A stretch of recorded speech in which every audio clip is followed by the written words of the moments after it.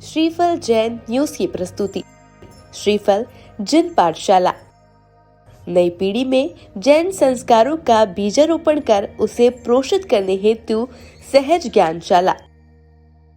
श्रीफल जिन पाठशाला, इसमें आप मिलेंगे अंतर्मुखी मुनि पूज्य सागर जी महाराज से, जो हर शनिवार एक नए पाठ के साथ आपको धर्म से जोड़ने का प्रयास करेंगे।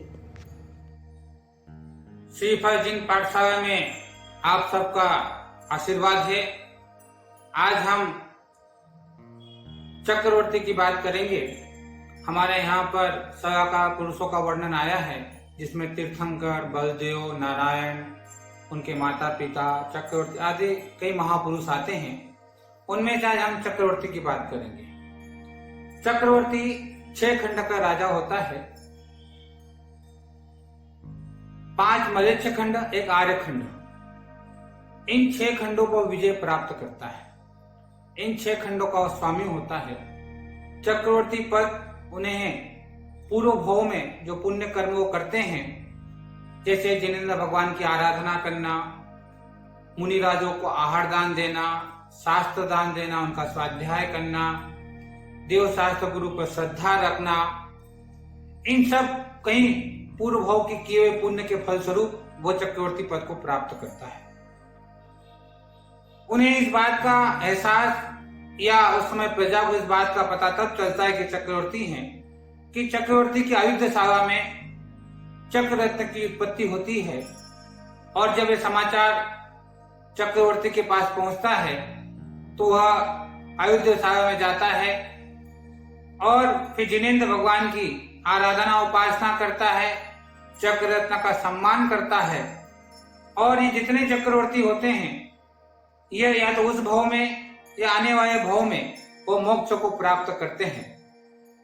इनमें से अगर हम बात करें, ये जो चक्रवर्ती होते हैं, ये अनेक प्रकार के द्रव्यों का स्वामी होते हैं और अनेक विभूतियां इनके पास में होती हैं।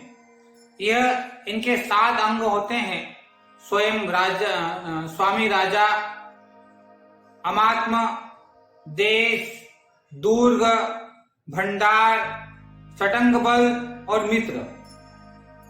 सटंग बल में 6 चीजें आती हैं उनके पास। चक्र बल आता है, 84 लाख हाथी आते हैं, 84 लाख रथ आते हैं, 18 करोड़ घोड़े आते हैं, 84 करोड़ वीर भट्ट सैनिक आते हैं, असंख्यात देव और विद्याधरों की सेनाएं भी सटंग में आती है। यह चक्रवर्ती 12 होते हैं। जब तीर्थंकर होते हैं, इस काल में जैसे हमको बताया कि 24 तीर्थंकर हैं। इन 24 तीर्थंकरों में किसी भी तीर्थंकर के समय चक्रवर्ती उत्पन्न हो जाते हैं और इस काल में 12 चक्रवर्ती हुए हैं। उनके नाम हम यहाँ पर देखते हैं: भरत चक्रवर्ती, सगर चक्रवर्ती, मघा, सनत कुमार, शांतिनाथ, कुंतुनाथ, अरहनाथ, शुभम, पद्म, हरिसेन, जयसेन और ब्रह्म दत्त। ये 12 चक्रवर्ती हुए हैं। इन 12 चक्रवर्तियों में से 2 चक्रवर्ती, शुभम चक्रवर्ती, ब्रह्म दत्त चक्रवर्ती 7वें नरक में गए हैं। मघा तथा सनत कुमार चक्रवर्ती कल्पवासी स्वर्गों में गए हैं। और शेष जो 8 चक्रवर्ती हैं वो मोक्ष को प्राप्त हुए हैं। और इन चक्रवर्तियों के पास जो वैभव होता है, उन वैभवों को हम एक बार देख लेते हैं। मैं पढ़ करके उन वैभवों को आपको बताता हूँ, क्योंकि 44 प्रकार का उनका वैभव होता है। तो जो 44 प्रकार का वैभव होता है, उनमें 14 रत्न होते हैं, 9 निधियां होती हैं, 96,000 रानियां होती, जिसमें से 32,000 रानियां आर्य खंड की होती हैं, 32,000 मलेच्छ खंड की होती हैं और 32,000 विद्याधरों की राजकुमारियां होती हैं। और इनमें से एक पटरानी होती है। असंख्यात या संख्यात पुत्र भी होते हैं। किसी के संख्यात पुत्र हैं, किसी के असंख्यात पुत्र भी होते हैं चक्रवर्तियों के यहाँ पर। और गणबद्ध देव 32,000 गणबद्ध देव होते हैं इनके यहाँ पर।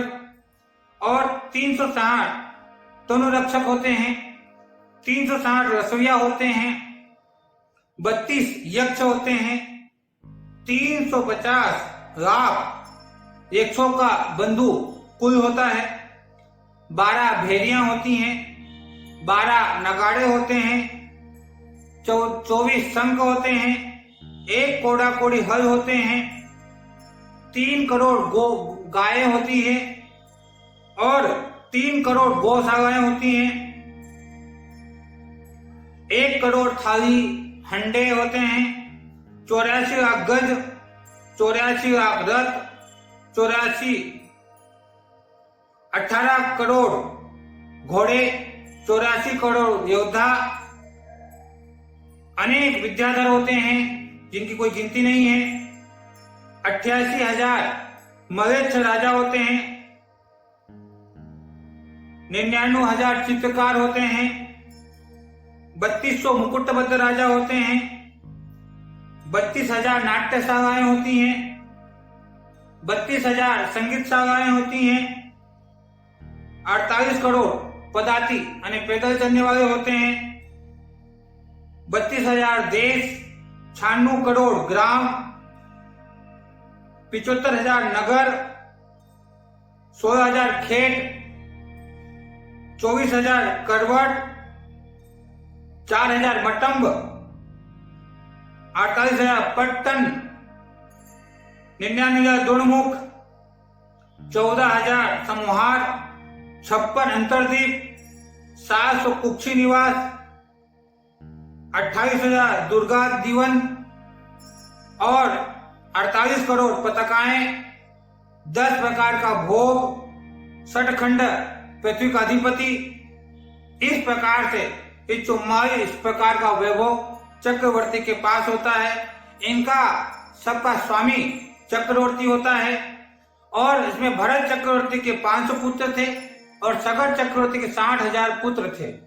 इस प्रकार से हमने चक्रवर्ती के वैभव को देखा और ये वैभव मात्र चक्रवर्ती के पास होता है, उसके अधीन होता है। अब सोच लीजिए कि कितना वो पुण्यशाली होगा जो चक्रवर्ती पद को प्राप्त करता है। इस चक्रवर्ती पद में हम 14 रत्नों की बात करते हैं। 14 रत्नों में जो 7 रत्न तो अजीव होते हैं और 7 रत्न जीव होते हैं। जैसे पहला रत्न है चक्र, उसका नाम है सुदर्शन, है ना। ये आयुधशाला में उत्पन्न होता है। यह रत्न शत्रुओं का संहार करता है, शत्रुओं का नाश करता है। जब चक्रवर्ती की सेना आगे आगे चलती है तो चक्र रत्न उनके साथ चलता है। दूसरा रत्न है छत्र, जिसका नाम है सूर्यप्रभ। चक्र रत्न का नाम है सुदर्शन और दूसरा जो रत्न है, हमने इसकी बात कही थी छत्र, उसको सूर्यप्रभ नाम दिया गया है।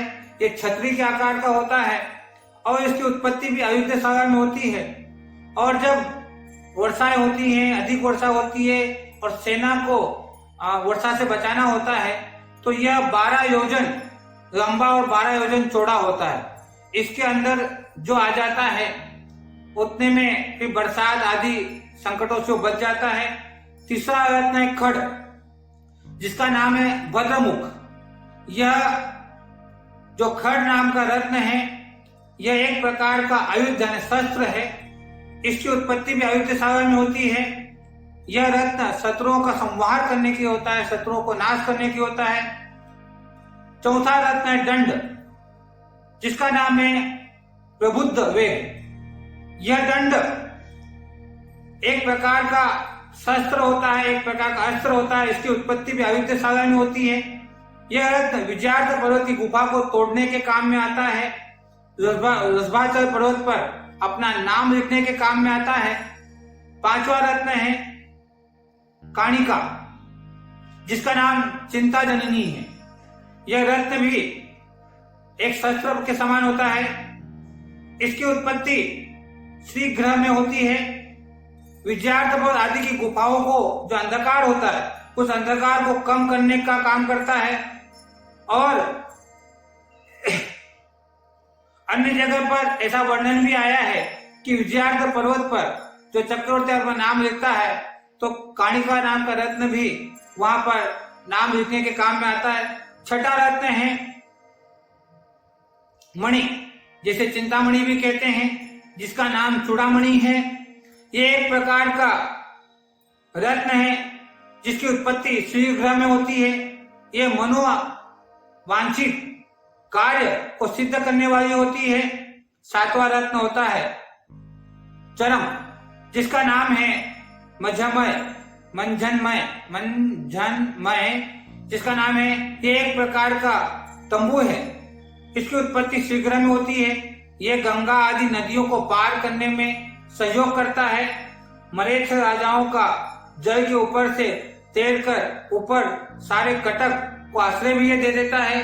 इस प्रकार से 14 में से 7 रत्न अजीव थे, उनका वर्णन किया।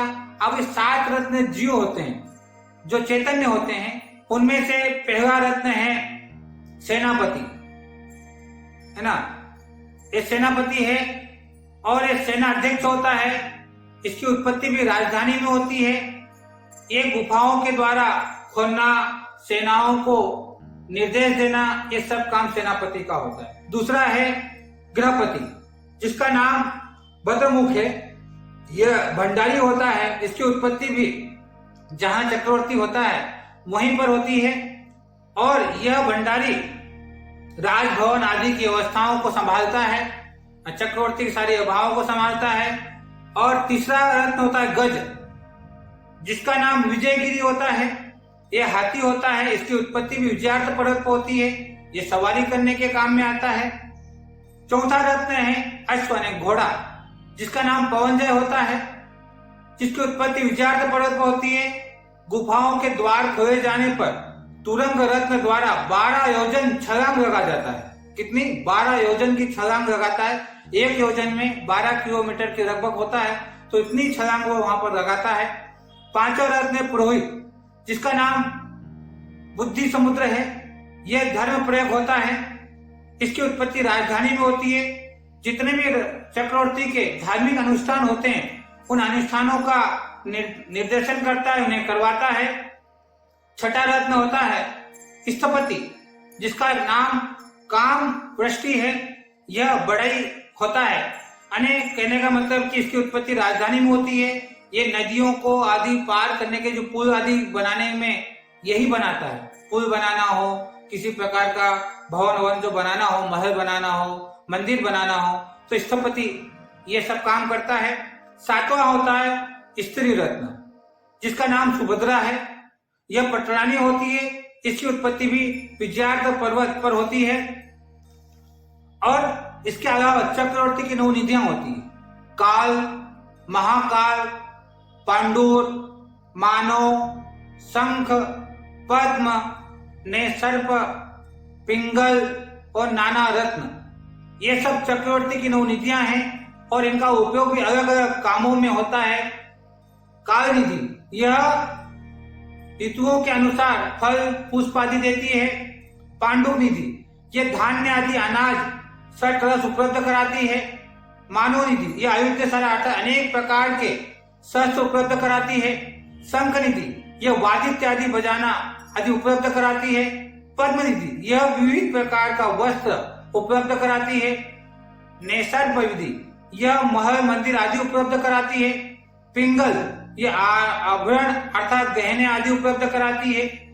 और नाना रत्न, ये अनेक प्रकार के रत्न उपलब्ध कराती हैं। ये सभी निधियां श्रीपुर में उत्पन्न होती है और ये 9 निधियां चक्रवर्ती की होती है, जो चक्रवर्ती के वैभव में होती है। इस प्रकार से हमने चक्रवर्ती का वैभव विस्तार से समझा, जाना और कुछ जानकारी हमें उपलब्ध होगी तो फिर हम इस पर चर्चा करेंगे। ओम नमः सिद्धेभ्यो।